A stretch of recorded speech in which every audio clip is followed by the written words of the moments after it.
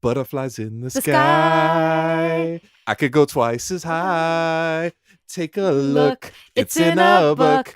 A reading rainbow. A reading rainbow. Reading rainbow. Reading Can they bring this back? Wait, damn it. I gotta remember the song. You got a stroke. Give yourself a break.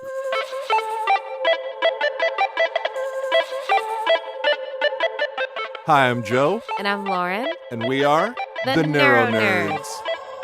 Yes, that was on time. I feel pretty good about that.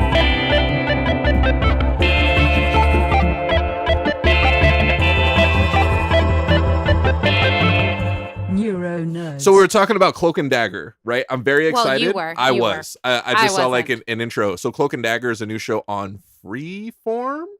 Yes. Okay, in the Marvel Cinematic Universe, by the way, they talk a little bit of shit. It's all connected. No, it's not. It's not. They try. It's not connected. No, it's not. I'm just saying they try. And I think if they keep telling us, their goal is like if they keep telling us that they do that at some point, we'll believe it and ignore the fact that they don't. Right. So like it bothers me.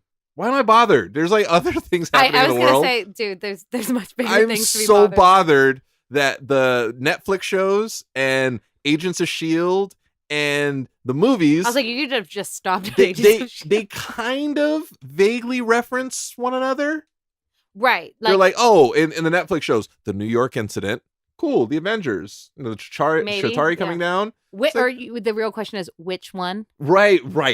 And then Agents of S.H.I.E.L.D., they're like, oh, like after Civil War, they're like, oh, the Triskelion. And like they Triskelion. I think it's Triskelion. Is it? Yeah. I thought it was a Triskelion, but you know, tomato. Whatever. Tomato.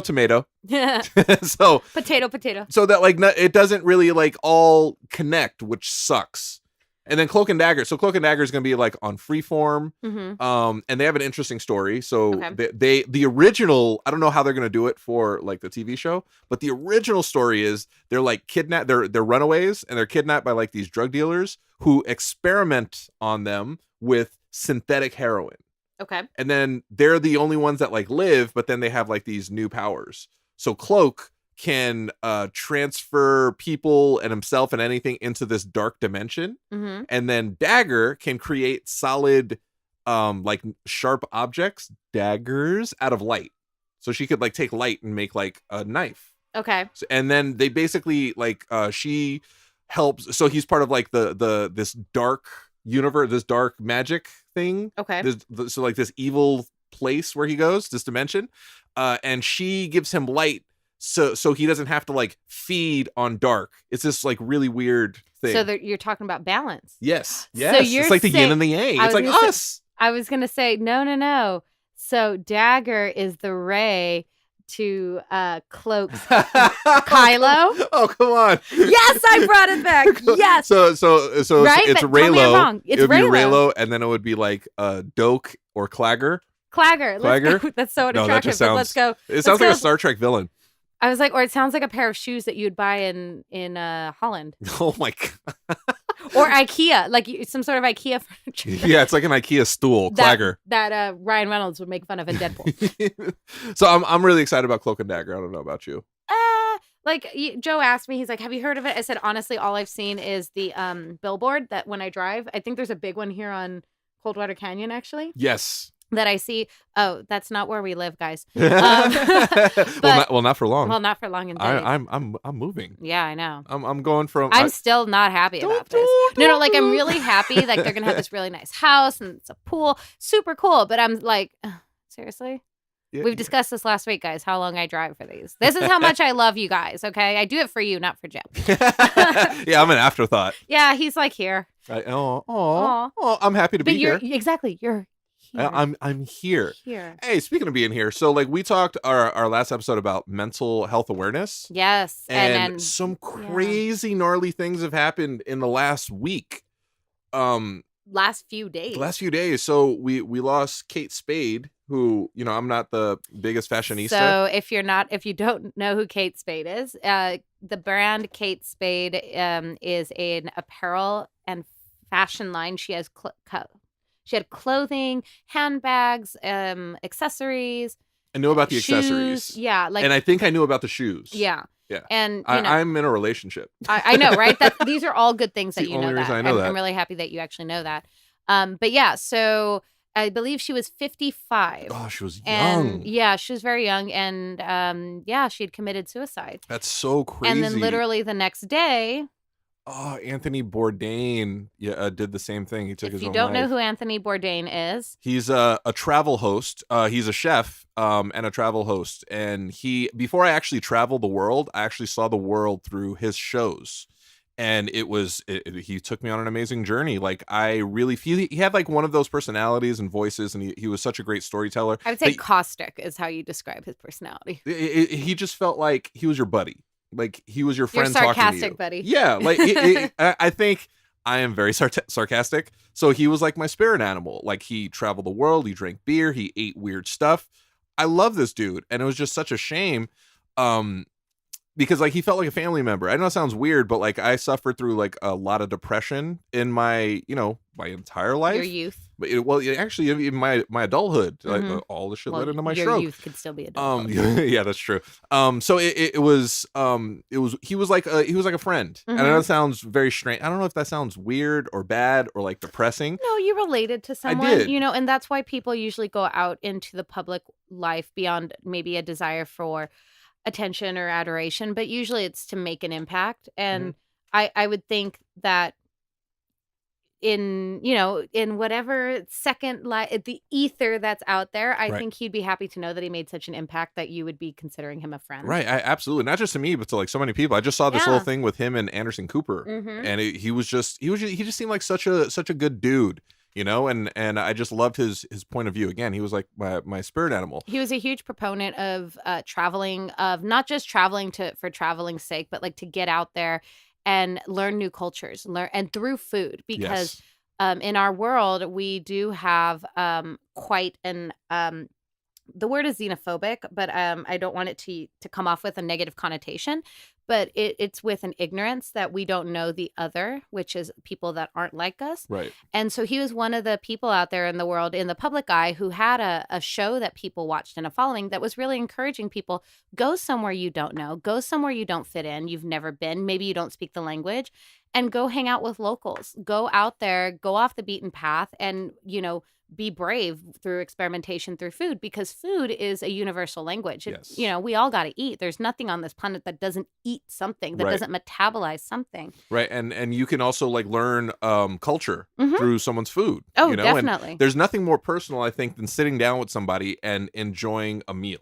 Correct. It's whether something that they enjoyed growing up, something that they cook themselves. It's beautiful. Or even when you go to a foreign country, if you happen to be in a touristy city, a big city, like I've lived in Seoul and Buenos Aires, and one of the things that I always thought is, if you have a bunch of tourists going to a restaurant, don't go there. Right. Go somewhere else. Yeah. Go next door. Go a few blocks away. So if there's a lot of tourists, cameras. Yeah. Well, I would have said like maybe 5-10 years ago to use the cameras as a thing, but now everyone's a vlogger. No, everyone vlogs, everyone takes photos, everyone has selfie sticks. But in general, when you see large groups of people hanging out like in groups where they have a tour guide, stay away. Right. Don't go there. I mean, they might have good food, but at the same time, you're going to not get the same experience that you would get going to a more local place. Right. I think I did that in Thailand. We went to like little, what was it? It was a floating market, and they had like the little I don't know, what do you call them? Little vendors. And I had crocodile. Oh, I have fantastic. not had crocodile. I've had alligator. Gator tastes like chicken. It does. With the consistency of calamari. Yes. Yep. Yep. We just high-fived. Oh, that's how I always describe Gator. It is so yummy. It's really, really good. Especially fried. The texture was a little weird. It was a little chewy. It's kind of spongy. Yeah, no, that's perfect. But it was delicious. It was so good. And I really looked forward to eating that because of watching Anthony Bourdain on No Reservations or The Layover or Parts Unknown, or any of his shows, because like I've seen them all 20 times. Yeah. So it's a bummer, man. Anybody out there, if you need help, get help, please. Yeah, I mean, I don't know about you personally. I have been very lucky. I have never had suicidal thoughts. However, I have been twice in my life, and I'll tell you guys, this is really heavy in the sense of I've had people reach out to me in the midst of a suicidal spiral where they're contemplating at that moment. That's hard. Yeah. And for me, part of me is like, oh my God, thank you for reaching out for help. But at the same time, the amount of responsibility. Oh, it's so heavy. Oh my God. One of them was one of my students who texted me, one of my Taekwondo students, and she was in a downward spiral. And I was in a lunch meeting, actually. And I happened to look at my phone because I don't like to look at phones when I'm, in a meeting or with friends or something at a meal.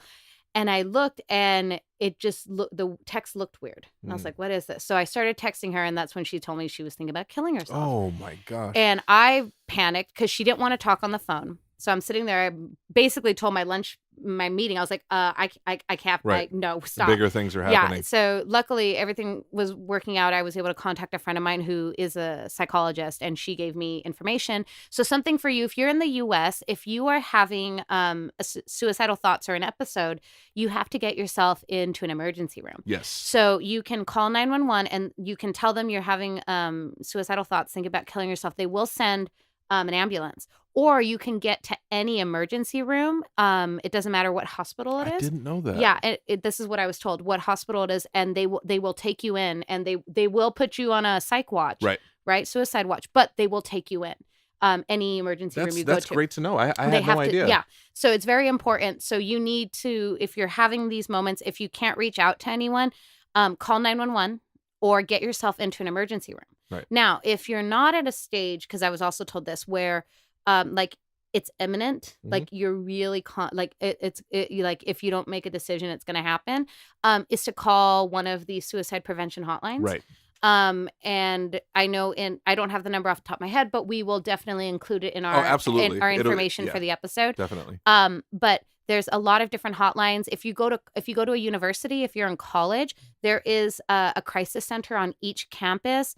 Mental health, usually for every student, is free and included in your tuition. Same thing. Go to the counseling center on campus, the student health center on campus. Call, if you're in a dorm, you can talk to your RA. They're all trained in that, or a professor. Like, you need to just reach out to someone for help, because sometimes when you're having these depressed thoughts or whatever thoughts that are driving this compulsion or feeling, sometimes all you need is someone to listen to you. Yeah, absolutely. To smile, to validate what you're going through, and to say, yeah, that does suck. Yeah. And so we ask you, us as NeuroNerds, ask you to be brave and just reach out to someone.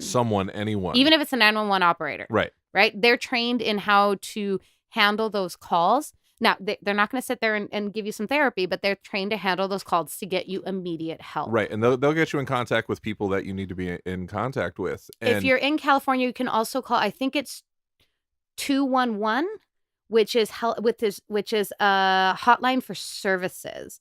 We'll double check that too. It's either 511 or 211, and that'll help you with services. The info part of the the podcast. Yeah. It's look, suicide is never the answer. I mean, it sounds weird to say that because it's obvious. It's not. It's a permanent solution to a not permanent problem. Like things aren't great all the time, but things are not that terrible no matter what it is. Like, you go through like rough patches, you'll make it pass. It's kind of like pain. It's literally, mental pain is like physical pain. Like, it's there, and then after a while it's like, oh yeah, I remember when that really, really hurt, but I don't feel that anymore. I don't know. I had really, really dark thoughts. I did. I didn't grow up the best. I've seen a lot of stuff that I probably shouldn't have seen at a very young age, and it kind of messed me up. And there's been like certain parts of my young adult life where I'm like, I don't really know how long I'm meant for this earth. Like, I had weird thoughts, but I know, especially after recently almost dying because of my stroke, I know that not being here is significantly worse than being here. So no matter what you're going through, the other side of that is like, there's nothing. That's it. There's no joy. It's darkness. It's emptiness. It's nothing. And I don't think anybody wants that. It's not shameful to have these thoughts. It's not. it's very understandable. Everybody kind of goes through it at some point, and there's a ton of people out there who would, be more than helpful and can actually probably relate. And then don't get too down on yourself, because sometimes it's not your own.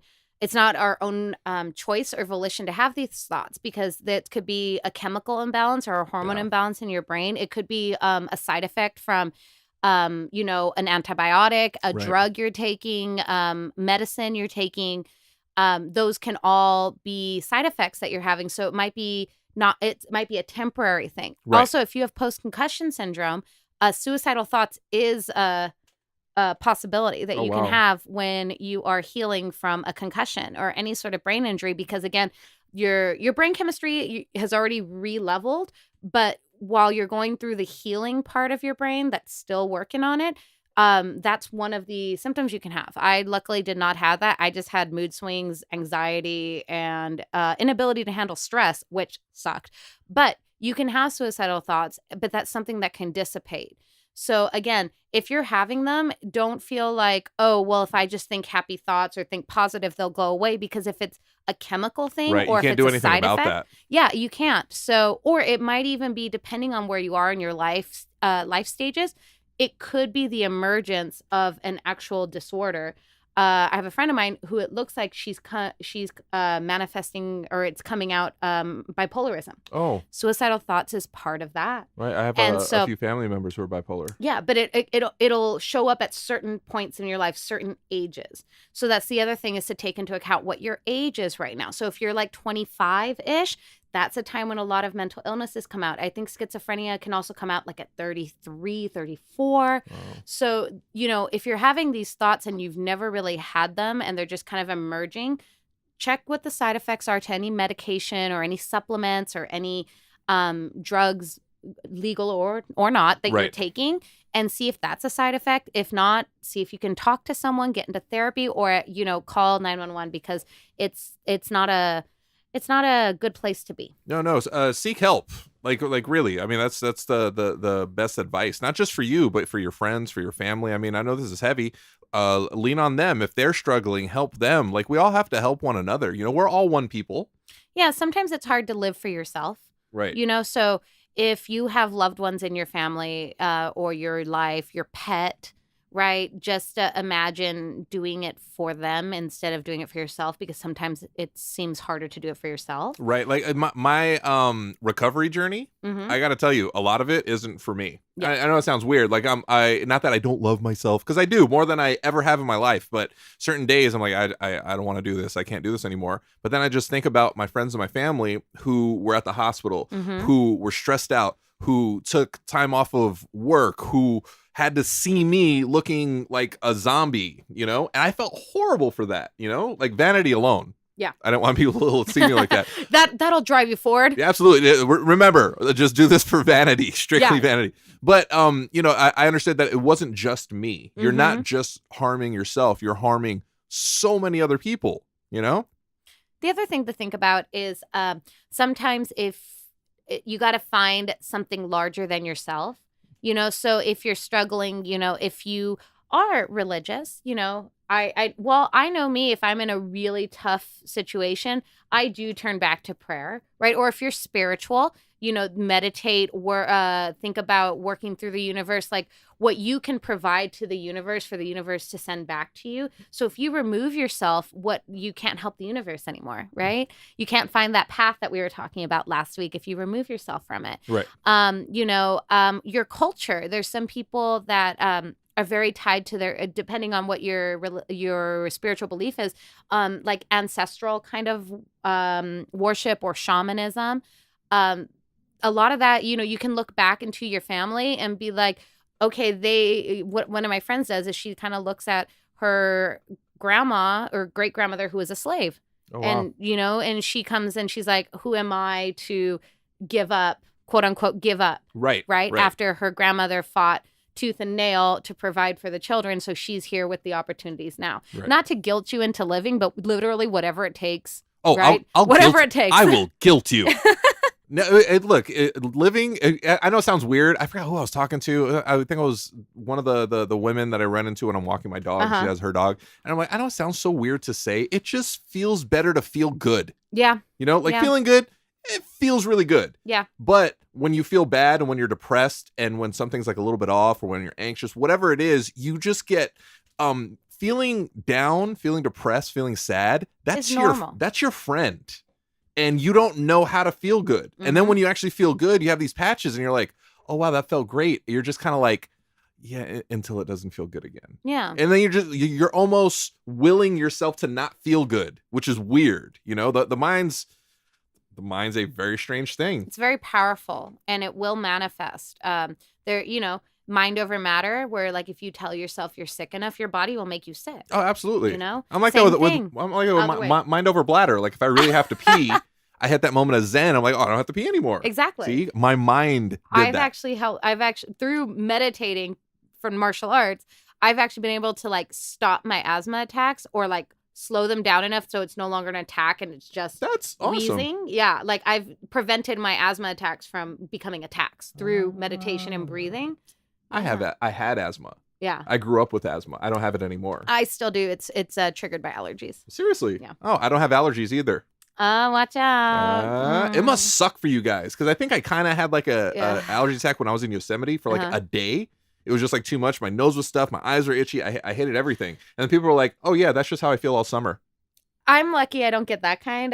Mine is I get eczema and asthma at the same time. Yeah. Really? Yeah. Your skin's awesome. Thank you. No, it's not. I actually looked into getting skin grafting done on my legs because of how much scar tissue I have on it. Yeah. Do you really? Yeah. Oh man, you're always wearing tights. Yeah. Well, no, or no pants. Unless in or picture, no pants. Yeah. When I see you online, you just never have pants on. Yeah, but see, I've come to the realization that I don't really give a shit because I'm happy and I look good no matter what. I'm like, so what if I have rough skin? Oh man, you went to the Joe School of Humility. I've picked that up from you. So, again, we're here. We love you. You can reach out to us. Absolutely. You can live for us. We're cool with that. Like, because we need our audience. We do. Yeah. So, like, if you need a reason, just to listen to us. Hey, I say it all the time. The NeuroNerds, we're here to help. We've been through a lot ourselves. Yeah. People that we've talked to have been through a lot, and we're here to share our stories and their stories and your stories. If you guys are struggling, going through something, hey, reach out to us. Yeah. There's so many people that I talk to right now, which is awesome. People all around the world, like, it's not awesome that people suffered strokes and brain injuries, but it's awesome that they survived and they're like well enough to like talk about it, Yeah. Your bottom line, you're not alone. Yeah. You're not, no matter how lonely it feels, because it feels lonely sometimes. I was just telling my therapist, because I go through therapy every single week, because I'm a bit of a basket case. I'm proud of you. But I was saying that, like, the further and further along I get in my recovery, I feel better and better and better. And people are like, oh my God, you look amazing. And I'm like, yes, thank you. I do. But it's so weird because I talk to so many more people. I interact with so many more people on a regular day-to-day. Zone. I am. It's so lonely. Of course it is. Because like the only people who understand what you're going through are people who understand what you're going through. Yeah. So you get a lot of like sympathy. I don't really want sympathy. It's the empathy that I kind of like, I crave. The camaraderie. Yeah, there's not a lot of people that like can really understand what we're going through. That's why I love talking with you. Except this community.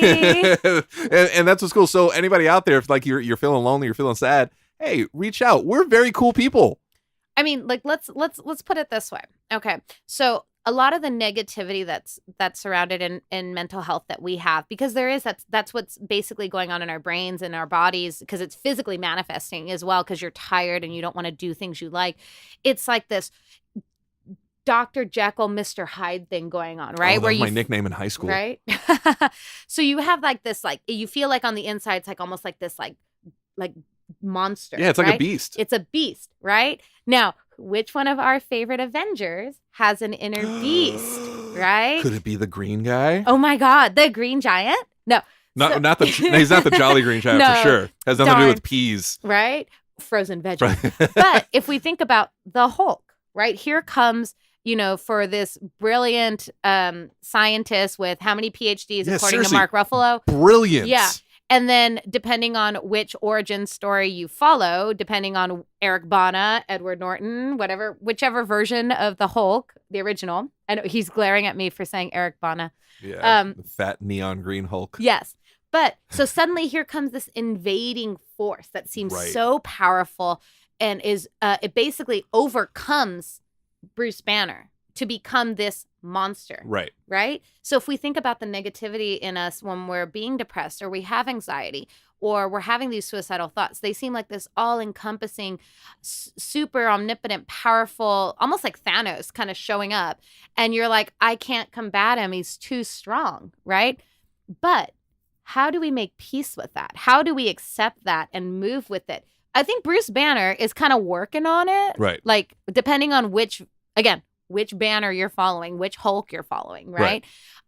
That's part of that storyline is like the making peace between Hulk and Banner, between the two egos and the two identities. Right. And just like the rest of us, he's a work in progress. Yes. And everybody who's functional, you're like, oh man, that guy just has it all together. No, he doesn't. Anyone Nobody who says does. they have it figured out is lying to you. It's No like, one has it figured out. It's kind of like the thing. It's you fake it until you make it. Yeah, but we're faking it till we're the end. we're faking. Like even like adults, you see as kids, like, oh man, that they've got it all together. No, they don't. They just faked it until they got to a place where they're comfortable to say, it's just propaganda. I didn't really know what the hell I was doing, but I made it here. And everybody has a bit of a Hulk inside of them that kind of takes them over. You just have to learn how to, I guess, handle make peace. You know what it reminds me of, since we are the NeuroNerds, like the Dark Phoenix. Right? Yeah, so like the Phoenix Force. When the Phoenix Force takes over, she's just like, oh yeah, I'm just gonna like murder a bunch of people. And that's a really good way to look at, like, especially if you have these thoughts and depressions that are just coming out of nowhere and you've never had them, which was me when I went through my depression in my early 20s. It was suddenly like, what is this? I have no idea. It felt like it was taking over and I felt like I was a shell. Right? It's almost an out-of-body experience. Yeah, you're watching it from the outside in and going like, what the hell? Like it rationally, logically, you're like, I get it. These thoughts aren't real, or I'm depressed and I just need help and I need to work on it. But like you're trapped. It's like in Harry Potter, like the little Voldemort, like under in the train station scene, dreamscape, where he's like this little like fetus looking thing. Oh, that was so gross. Right? It's like that's you on the inside, except you're not evil and bad as Voldemort. But like, and you have like a nose. This, right? And you have a nose. But it's literally like you're like this crippled thing that has no power to fight against, like the Phoenix Force, right? It's just taking over. Right. And like Venom. Right? Symbiotes. Like here we come with outer space things coming over to take you over. Yeah. Like our inner demons are symbiotes. Yes. So there's a song that describes depression and anxiety perfectly for me.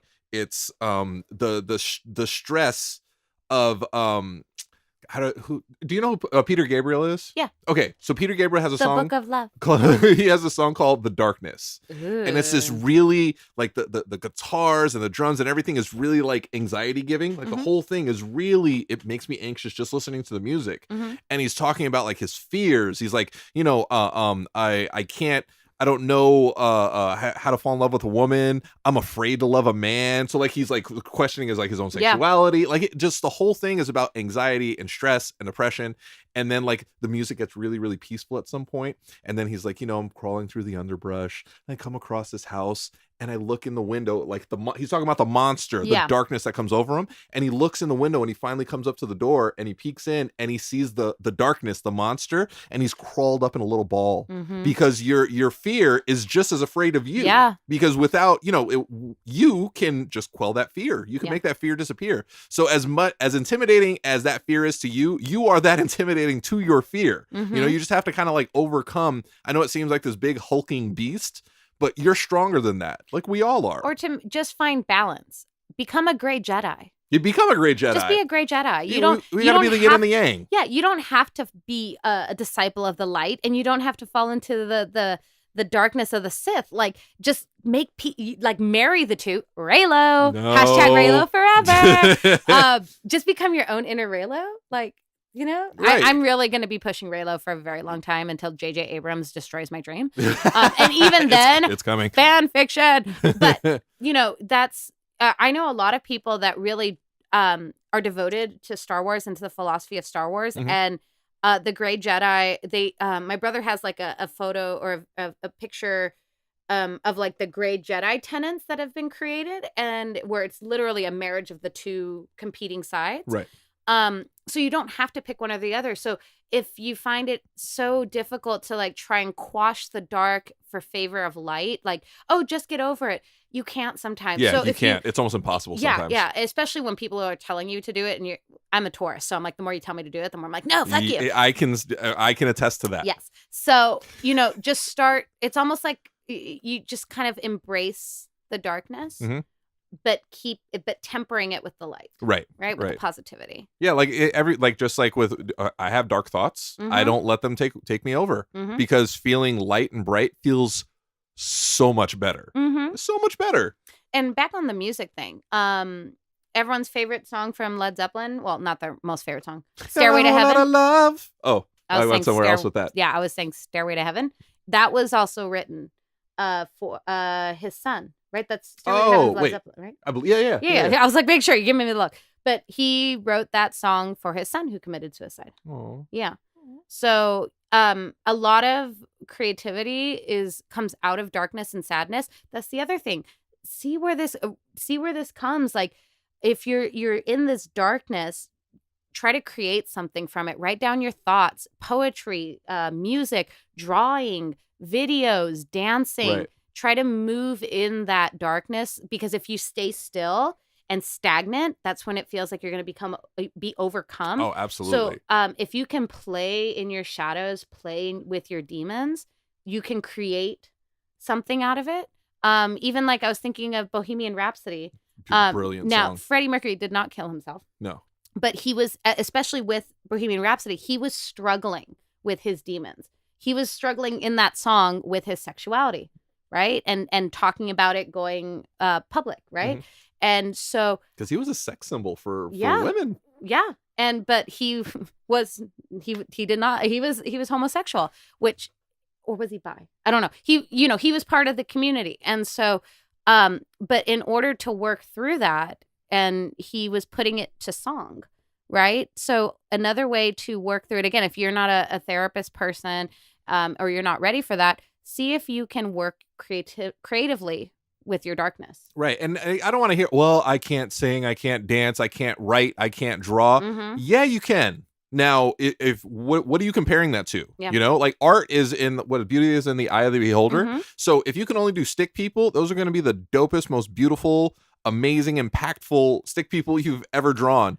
Yeah. Remember, modern art, y'all, fine art sometimes looks like a 5-year-old took finger paint. Oh yeah, it costs millions of dollars. Look at Basquiat. I'm a big fan of Basquiat. If you look at his stuff, it's like, oh, this is crazy. Yeah, it just looks like a kid just threw some stuff on a wall, and people paid way too much money. But it looks dope as hell. So, but a big thing too, get out of the house. Yeah. Oh my gosh. So like I went through like really, really strong depression. I didn't really leave, not even the house. I just wouldn't leave my room very often. And I became like super socially awkward, which was kind of a problem. Yeah, no, I was. Yeah. I really was. You'll not because I wanted Luke to. Skywalker in Last Jedi and kind of just find yourself. Oh, a shell of myself? Yeah. Sorry. But, and one thing I saw on Facebook, which was really cool yesterday, is there's a cafe. It's a mental health cafe. Seriously. And so again, they're not doctors, they're not therapists, but all the baristas and staff are trained on how to talk to people with mental health issues. So it's to encourage people, come out of the house, come meet people, come look at art, come sit and work, come talk to the barista, tell them your troubles. That's what they're there for. Right. And part of it is 100% of their profit goes to funding suicide prevention programs and mental health. So there's place, right? And so mental health and suicidal thoughts and depression no longer carry the stigma that they once did. And we shouldn't allow it to ever carry that stigma again. Ever. Everyone goes through something. Everyone needs therapy. That's my favorite thing to say. Everyone needs therapy. My father needs therapy, but he's just repressed everything for 50, 60 years. It's not going to happen. You know what your dad should do? You should go get a beer with me. No. My God. That'd be so therapeutic. It'd be amazing. You don't think me and your dad can hang out? No. Seriously? No. Why not? I'm awesome. I am such a good time. I have the greatest bar beer stories. My dad doesn't drink beer. No, what does he drink? Vodka. Oh no. Yeah. Oh, I'm crushed. And Bacardi.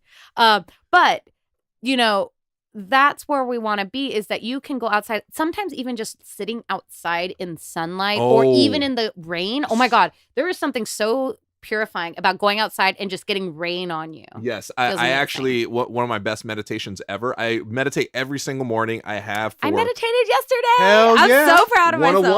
One of one. Keep it going. So I've meditated now 658 days in a row, something like that. Like I'm kind of killing it.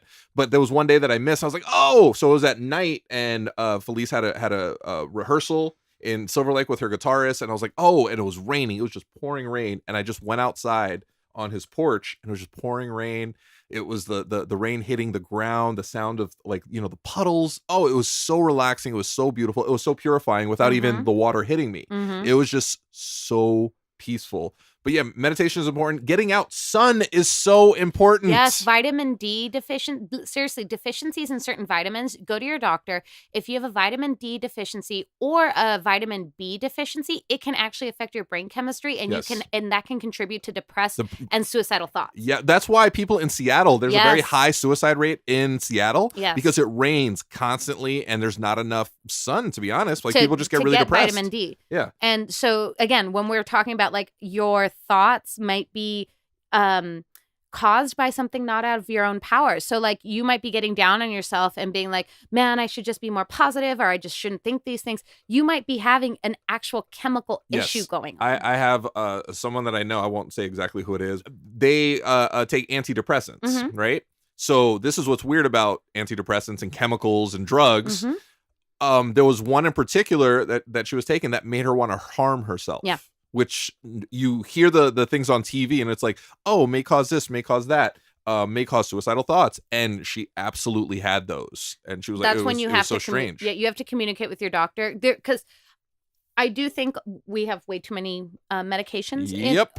But certain disorders need medication. You need medication like for schizophrenia, for bipolar. Some people, bipolar. Some people just have a chemical imbalance. You have no control over that. No, you need something to balance that out. You need that medication, and it's an art. It's not a science. So you have to go through trial and error, and you have to try different amounts, and the doctors have to make sure it doesn't conflict with any other medication. Right. It's a long process, but that's how you can live a healthy life. It's very well worth it. Yeah. But so if you're on any sort of medication and you start getting these thoughts, you have to communicate with your doctor. Yes. So they can help and address it and readjust your dosage. Right. Yeah. Talk to people, jump on message boards online. There's so many places for you to find a community and find people to talk to and find information, not just WebMD or, to talk to like real people. To say, oh, well, this is what I'm feeling and what happened to you when you took this, and reach out. You also have to want the help, because I've heard a couple of people say, oh man, if with Anthony Bourdain in particular, like, why didn't people like check on him every day? And it's, to be honest, not really their responsibility to check him every day. You can offer help, but at some point the other side has to want the help, And that's a perfect lead in. So what if you're someone who doesn't have depression or suicidal thoughts or anxiety or mental health? How can you help your friends and community around you is to check in with people. If your friend starts acting a little different, or overwhelmed, you don't even have to say, hey, are you having suicidal thoughts? Right. You say, hey, how's everything going? Yeah. How are you doing? You want to get a cup of coffee? Like, what's going on in your life? I haven't talked to you in a bit. Like if not that it's somebody you talk to on a regular basis, but if you talk to somebody, you're in contact once, twice a month, and then you don't talk to them for 2-3 months, something might be going on. You know, I had a tendency of I would disappear. Yeah. I would just vanish. I was a recluse. And not because like it was depression, it was stress, it was anxiety, it was all kinds of stuff. But I just wanted to make sure I didn't affect my people, because I would feel horrible because like all my friends were like doing awesome things like these. Oh, well, I'm working with this artist and the song I did is just this person sang and it was like all this amazing stuff happening. So I'm like, well, I just lost my store and, it was really depressing and, this happened and then that happened. Like, I didn't want to be the downer. So I would like internalize and I would try to get past it myself, which is the worst thing in the world. They're friends for a reason. Yeah. You're not going to bring them down. You're not dragging them down. You're they're becoming better friends to you by supporting you. Exactly. You know, like they're helping. We all help each other. You know, it's not everything isn't always fantastic. It's not. It can't be, because everything has to be balanced. It does. The yin and the yang. Yeah. You know, like when you don't wear pants, I wear pants. There it is. The world's I have balanced. Pants on. But one other thing to consider is, you know, because a lot of people for both Kate Spade and Anthony Bourdain have expressed like, but they're at the top of their game and they're this and they're that. But you got to remember no, not just that, the amount of pressure. Because I'm one of those people where people look up to me. They tell me they do, that I inspire them, which is great. I love knowing that. But it's also the amount of pressure that puts on you to always be like, doing good things and being happy and being out there. It's a lot of pressure. It can be very tiring, and it can almost feel like you're living your life for others and not for yourself. So for someone like Kate Spade, a CEO of a company, and Anthony Bourdain, a world-renowned traveler and chef, right? You know, with lots of money, because again, money does not buy happiness. It can afford opportunities, but it doesn't buy happiness. Right. Just understanding that if you're like, well, I'm doing that, why the amount of pressure that we put on ourselves and that we internalize from other people, that we, you know, then again put on ourselves can be a huge burden. And sometimes we have to take the moment to acknowledge that is a burden, and you almost have to kind of take it back to live for yourself and not for others, and not for like social media, which is also a burden and ridiculous. My 7-year-old niece has a phone and an Instagram account. I am so pissed. But I told her, I was like, you're too young. Anyways, that's another issue. But yeah. I'm disturbed. Yeah. But also know that if your friends are totally on their game and they're always doing something and they're super positive and blah, blah, blah, check in with them too. Right. Be like, hey, how's it going? Like, everything cool? I noticed you're doing this. How's it really going? Right, you know? right. Yeah, the grass isn't always greener. And give them an opportunity to talk to you, because sometimes it takes a little bit for us to break down our walls, because we're still like, no, we got to be this, this, this, and this. And it's being vulnerable, which is absolutely terrifying, because it's a vulnerability to admit it's not 100%. Right. It's not Gucci. Okay. Stop. I hate that. I hate it too. The guys at work say it all the time. But so life is not going to be as, you know, Gucci as everyone expects it for you. Right. Oh, this has been a good episode. Yeah, it's been touching, because the Bourdain thing that really affected me, because it was like losing a friend, even though I never met him, you know. But like he really, I never really felt like I would ever travel the world, and I saw it like through his eyes. And then when I actually traveled the world, I was like, oh, this is a lot like. He prepped me for this, like a buddy, like a good friend. Buddy. So look, the NeuroNerds, we're always here to help. There's information in the information box below or above the episode, wherever you clicked on side. This. And go get help. And I don't say that like, oh, you're broken, you need help, but like if you need help, go get support. Go get support. Go get some fresh air. Mm-hmm. Go get some sunlight on your face. Get a dog, or go pet dogs. Oh, what my friend did when don't get a cat. No. What my friend did is when she was feeling super, super down and she felt like she couldn't actually talk to people, like she physically could not go talk to people, she took herself to like a PetSmart or a Petco, and she just went in and went to pet puppies and kittens. Oh, that's perfect. Yeah. That's great. Or you know what? There's so many shelter animals out there that need love. Go to your local shelter. As long as you don't have allergies, volunteer, or just go sit and pet dogs and cats who need love too. Yeah, or just find like hairy people and like put them on your lap and pet them. Find a Wookiee. Yeah, I'm close. You know, like all of my hair migrated from my head down to my chest, so you can come pet me. Yeah, no, that sounds guys, weird. No, yeah. bad. Yeah, there's danger, Will Robinson. Yeah, there's a danger. movement going on that I should not be making these jokes. So go find what you need. Find a creativity in the darkness. Go pet a puppy. Yeah, you're not alone out there. Reach out to us. Yeah, absolutely. At Lauren L. Manzano. Mm-hmm. You can reach out to me at Joe So Rocks. We do read all the messages. We absolutely and do. We respond as often as we can. And if I don't, it's because I had a brain injury. Okay, but I will. Even if it's late, I will. Yeah, like, it might take us a week. Or, it might take some time. But when like I go back and I check and I'm like, oh man, I thought I responded back. Yeah. Damn it. You can reach out to us at the NeuroNerds. Yes. And the NeuroNerds are here to help. We love you guys. Stay safe. Enjoy, like seriously, enjoy yourself. Or just remember, just keep listening to us. Just keep listening. Yeah. We're here to live our best lives, and we want you to do the exact same. Keep listening. That's it. On that note, NeuroNerds out.